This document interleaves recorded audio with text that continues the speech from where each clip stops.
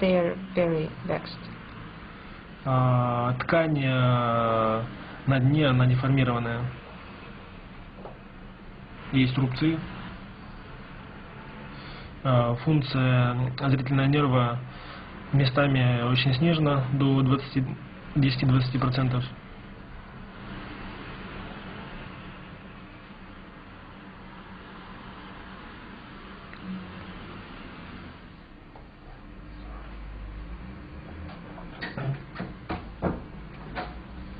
Ну, по голове пока вот так. This is the situation. So you just had your diagnostics? I did. What did you make of it? Very interesting. Okay. Some of it was self-explanatory. He's seen me in a wheelchair. I wear dark glasses. He didn't, as far as the eyes went, he didn't actually give us any firm indication that he knew exactly what was wrong with them at all. Yeah.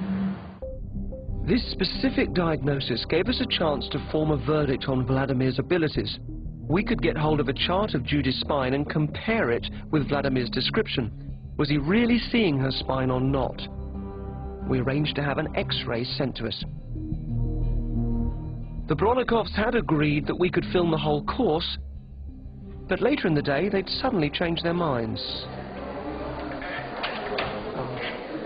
So it's all been going quite well, but the Bronnikovs have now said that we can't film the course for a couple of days, which is because they want to keep their techniques themselves. They're worried that somebody might copy them, so, which is fair enough.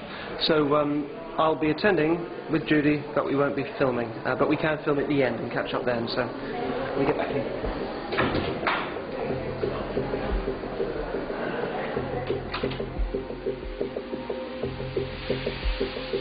Although taken aback by the Bronnikovs' refusal to let us film, I continued to attend the classes. And when my crew is finally allowed back in, we get to see the founder of the method at work.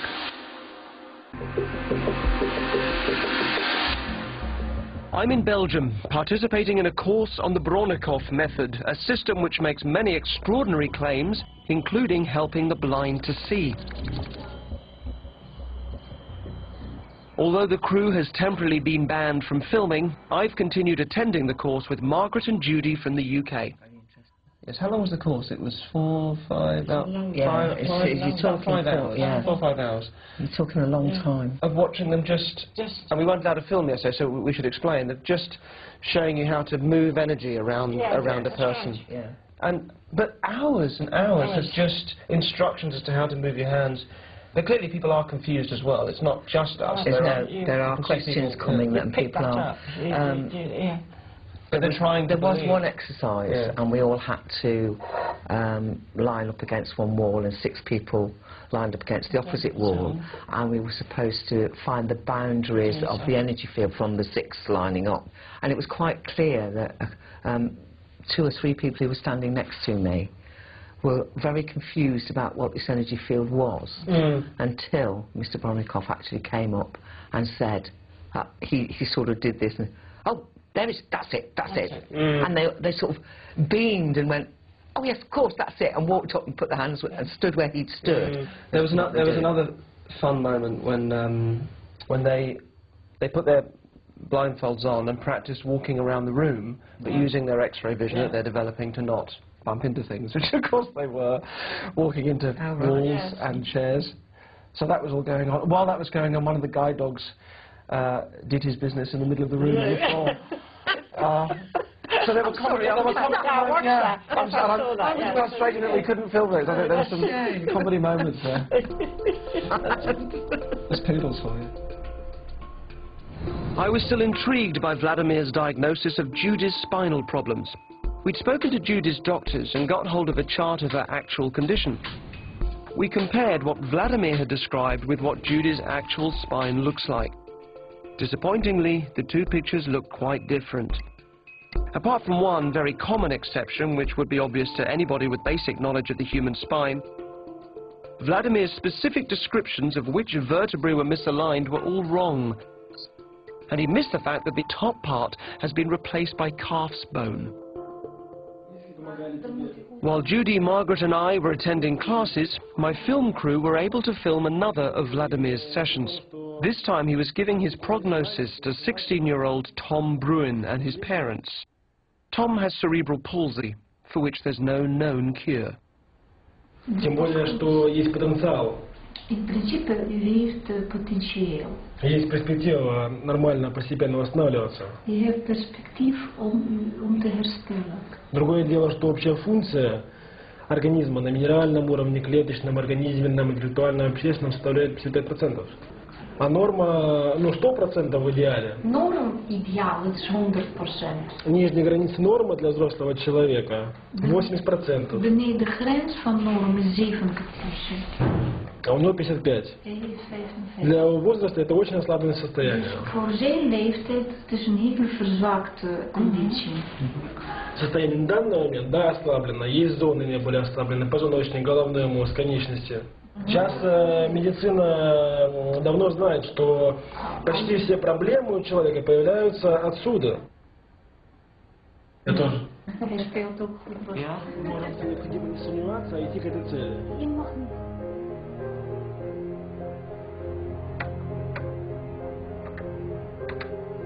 I wanted to know how they regard the Bronnikov method back in the former Soviet Union.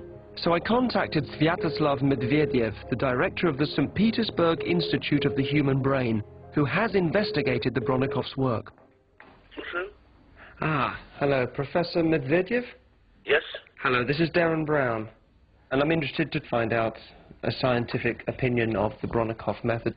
So, are you aware in Russia and in the Ukraine of many people that seem to have success with the Bronnikov method? No. I saw many blind people who were really blind, and after working with Bronnikov, they didn't see anything. So, and Bronnikov is not very popular in Russia or in Ukraine. He's not? It's not popular, no. Moreover, when I tried to make experiments, something happens. Sorry, Well, every time, something happens. So every time they said, oh, no, just now I cannot do it, and so on. Right. But of course he is a very good publication, Yeah. so he can speak that, oh, it's something absolutely unusual. No, it's not nothing unusual. One last question. Are you aware of even one person, one Bronnikov student, who was blind and has been able to see, has learned how to see? No.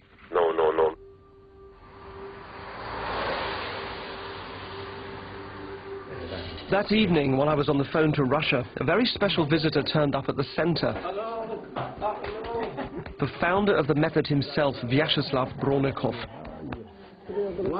A meeting takes place to discuss the expansion of the Bronnikov method into Europe and the USA. Attending the meeting are the key figures who will spearhead that expansion. Сейчас будет мощнейшая поддержка в развертке предопрограммы. Ведется сейчас работа, что, возможно, Россия выйдет с предложением в ООН. Значит, в Коста-Рике формируется от ООН Институт жизни. Сейчас планируется создание еще художественного фильма, где планируется показать будущего человека. То есть открываются совершенно новые возможности в развитии и в создании у человека совершенно новых свойств и качеств. Хотелось бы объединить эти силы в одну программу «Мир без слепоты».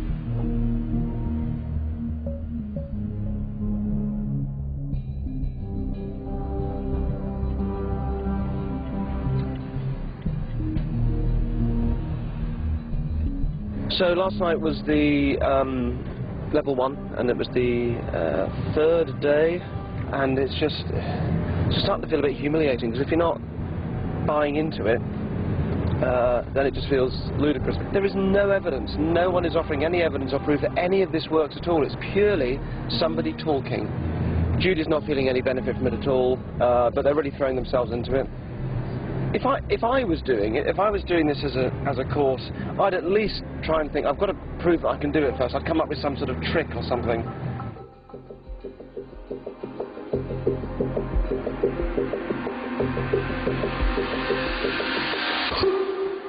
This This is my first chance to see Bronnikov Sr. at work. Это лапа дракона.